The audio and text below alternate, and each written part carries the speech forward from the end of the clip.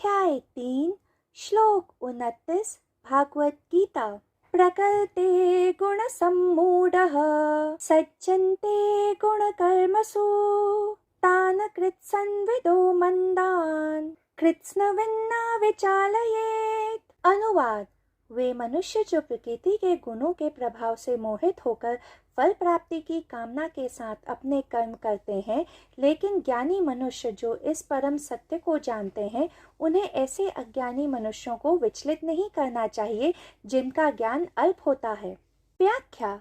भागवत गीता के अध्याय 3 श्लोक 26 में श्री कृष्ण ने अर्जुन को समझाया था कि ज्ञानी मनुष्य को अज्ञानी मनुष्य को उच्चतम ज्ञान प्रदान नहीं करना चाहिए, क्योंकि ऐसा ज्ञान अज्ञानी मनुष्य की समझ से परे होता है। इस कारण ज्ञानी मनुष्य को अज्ञानी मनुष्य को मौखिक रूप से नहीं, बल्कि स्वयं अपने कर्तव्य का निर्वाह करके उदाहरण प्रस्तुत करना चाहिए। यही विचार इस श्लोक में भी श्री कृष्ण दोहरा रहे थे। श्री कृष्ण कह रहे थे कि वे मनुष्य जो प्रकृति के गुणों के प्रभाव से मोहित होकर फल प्राप्ति की कामना के साथ अपने कर्म करते हैं, वही दुखी हैं, वही पीड़ित हैं, क्योंकि वे प्रकृति के गुणों को समझने के बजाय उनसे सम्मोहित हो गए हैं।